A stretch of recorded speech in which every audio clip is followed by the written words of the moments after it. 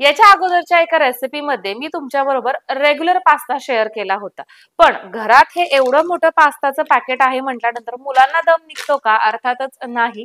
सईची आज परत एकदा डिमांड की मम्मा आणखीन छान वेगळ्या पद्धतीचा काहीतरी पास्ता करून दे. तर म्हटलं चला, रेसिपी तुम्हाला बघायला मिळेल आणि सईला सुद्धा खायला मिळेल, त्याच्यामुळे आजची ही रेसिपी.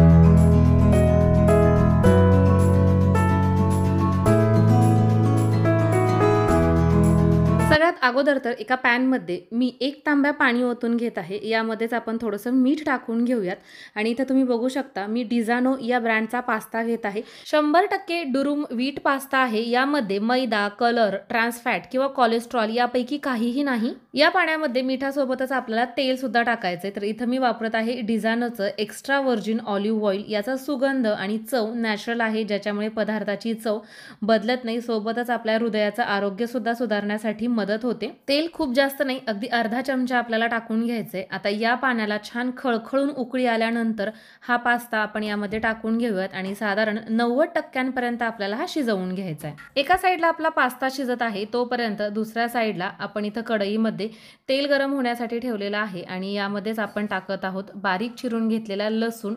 त्यानंतर कांदा टाकून घ्यायचा आहे. कांदा हलका असा परतला गेला की यामध्ये मी एक छोटी ढोबळी मिरची चिरून घेतलेली आहे, ती सुद्धा टाकून घेत आहे.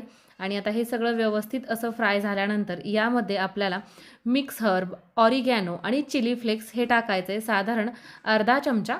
तर आता हे सगळं व्यवस्थित असं एकत्रित करून घेऊयात आणि या फोडणीपुरतंच आपल्याला मीठ टाकून घ्यायचं आहे. आता इकडे दुसरीकडे तुम्ही बघू शकता आपला पास्ता छान अशा पद्धतीनं वाफरला गेलेला आहे, शिजला गेलेला आहे. तो पास्ता आपण या फोडणीमध्ये टाकून घेऊयात. वर्ण मी थोडेसे उकडून घेतलेले स्वीट कॉर्न टाकत आहे. व्यवस्थितपणे हे सगळं आपण एकत्रित करून घेऊयात, हलवून घेऊयात. आता इकडे आपला हा पास्ता तयार झालाय. आता आपण याच्यासाठी लागणारा व्हाईट सॉस करत आहोत. आजच्या रेसिपीमध्ये आपण सगळी भांडी अगारोची वापरलेली आहेत. यांची भांडी खूप चांगल्या क्वालिटीची असतात. स्टीलची असली तरी सुद्धा ट्रायप्लाय असल्यामुळे आपली भाजी करपत नाही. तर परत एकदा मी थोडंसं तेल टाकून घेतलेले. तेलाच्या ऐवजी तुम्ही बटर सुद्धा वापरू शकता. यामध्ये साधारण 2 चमचे मैदा टाकून घ्यायचा आहे. मैदा सुरुवातीला छान अशा पद्धतीने आपल्याला भाजून घ्यायचा आहे. त्याचा कच्चेपणा पूर्णपणे कमी झाला पाहिजे. आता कच्चेपणा दूर झाल्यानंतर यामध्ये मी टाकत आहे दूध. साधारण 1 कप भरून दूध आपल्याला यामध्ये टाकून घ्यायचं आहे. दूध टाकल्यानंतर गॅसचा फ्लेम लो ठेवायचा आणि याच्या आतली ज्या काही गुठळ्या असतील त्या सगळ्या अशा मोकळ्या करून घ्यायच्या.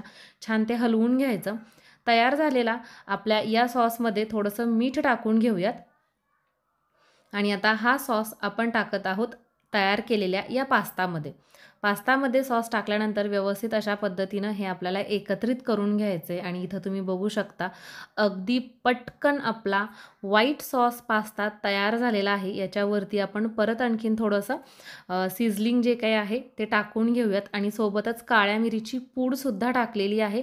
मस्त चविष्ट असा आपला हा पास्ता तयार झालेला आहे. हा पास्ता तुम्ही सुद्धा घरी एकदा नक्की ट्राय करा. कसा झाला हे मला कमेंट करून सांगायला विसरू नका. आणि सोबतच या रेसिपीमध्ये मी जी अगारोची भांडी किंवा तेल सोबतच पास्ता यूज केलेला आहे, तो जर तुम्हाला हवा असेल तर त्याची लिंक डिस्क्रिप्शन बॉक्समध्ये देत आहे, तेथून तुम्ही खरेदी करू शकता.